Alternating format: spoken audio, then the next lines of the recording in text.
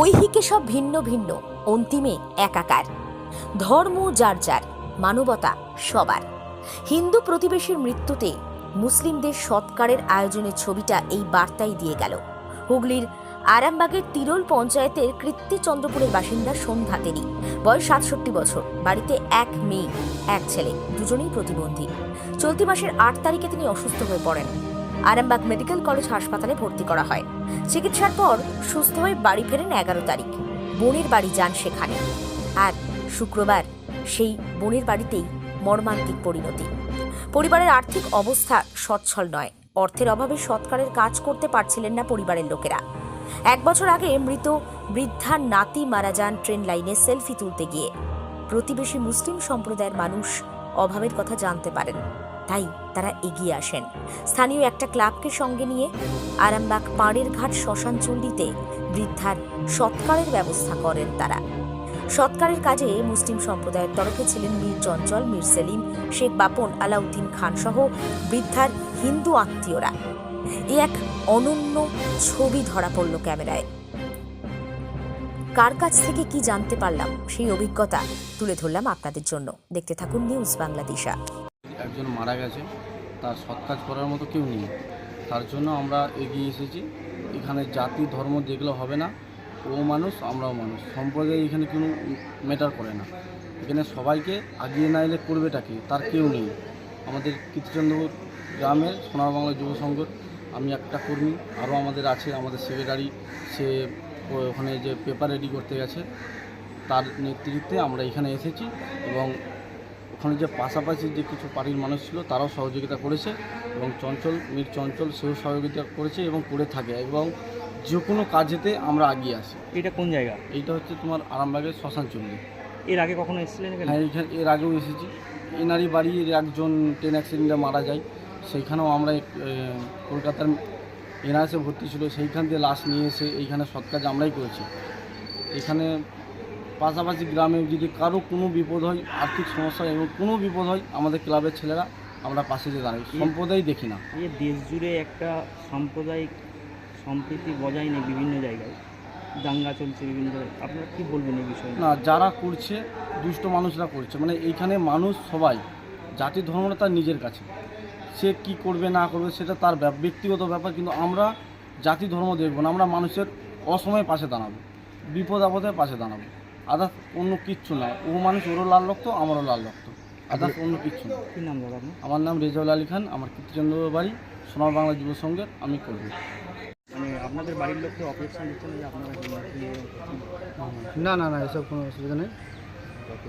কি বলবেন? জাতি ধর্ম নির্বিশেষে আমাদের পাশাপাশি আছি, আমাদেরকে তো এটাই করতে হবে।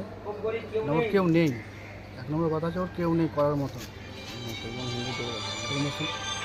মুসলমান হিন্দু দেখলে হবে না, এটা আমাদেরকে আগিয়ে আসতে। মুসলমান হিন্দু দেখলে হবে না, এটা আমাদেরকে আগিয়ে আসতে হবে। কী নাম দাদা আপনার? আমার নাম হচ্ছে রাজেশ আলী খান, কোথায় বাড়ি আপনার? কীর্তিচন্দ্রপুর। যিনি মারা গেছেন, যিনি মারা গেছেন আমার ওকে পিসি হয়। ওনার নাম কি? সন্ধ্যা তেলি। বয়স কত হতে পারে? বয়স 67-68 বয়স। গ্রামের আমার ভদ্রমহিলা সন্ধ্যা তেলি নাম, তার একমাত্র ছেলে, একমাত্র মেয়ে খেপার, ছেলে হচ্ছে হ্যান্ডিক্যাপ, ভিক করে খায়। ও লোকের বাড়িতে যেয়ে কাজ করত। গত ইংরাজি ৮ তারিখে আরামবাগ মেডিকেল কলেজে ভর্তি হয় এবং নিজের বোনের বাড়ি ৬ নম্বর ওয়ার্ডে থাকে। ছুটি হওয়ার পরে আজ ভোরবেলায় সে শেষ নিঃশ্বাস ত্যাগ করে। কি হয়েছিলেন? ওই জ্বর টর এর মতো হয়েছিল। তেমতো অবস্থায় ওকে শ্মশানে সৎ কাজ করবে এবং গাড়ি করে নিয়ে আসবে, সেটুকু টাকা নেই।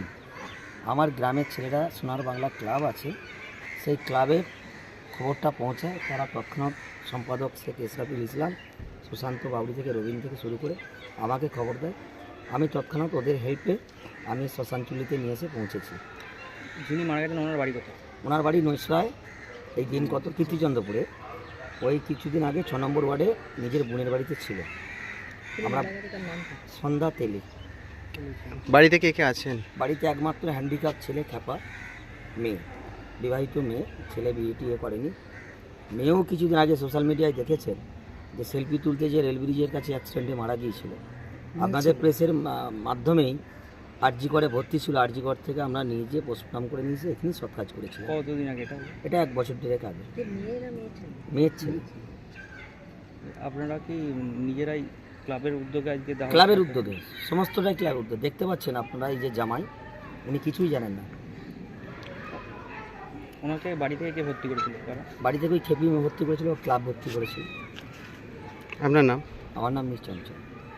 মালতীমাতা হাইস্কিং মিল আপনাদের জন্য নিয়ে এসেছে সম্পূর্ণ ঘরোয়া পদ্ধতিতে চাতালে শুকিয়ে তৈরি কৃষ্ণভোগ মিনিকেট, ডহর, বাঁশকাঠি, মহারাজা জিরাকাঠি ও দুধেশ্বরীর মতো উন্নত কোয়ালিটির চাল। মালতীমাতা হাইস্কিং মিলে প্রোপাইটার পবন নন্দী ও জীবন নন্দী। ঠিকানা সুপারা, চাদুর, আরামবাগ, হুগলি। যোগাযোগ নম্বর 7432074210 অথবা 8972452835। আরামবাগের রিভোল্ট বাইক শোরুম। মাত্র 20 টাকা খরচ করে ব্যাটারি চালিত বাইকে করে যেতে পারবেন 150 কিলোমিটার পথ। এই বাইকের গতিবেগ প্রতি ঘন্টায় 110 কিমি। শুনতে অবাক লাগলেও বাস্তবে সত্য, তাই দেরি না করে আজই চলে আসুন। কেনাকাটার উপর থাকছে আকর্ষণীয় উপহার ও ইএমআই এর সুবিধা। ঠিকানা রিভোল্ট শোরুম, আরামবাগ পারুল মোড়, হুগলি। যোগাযোগ নাম্বার 7585822578।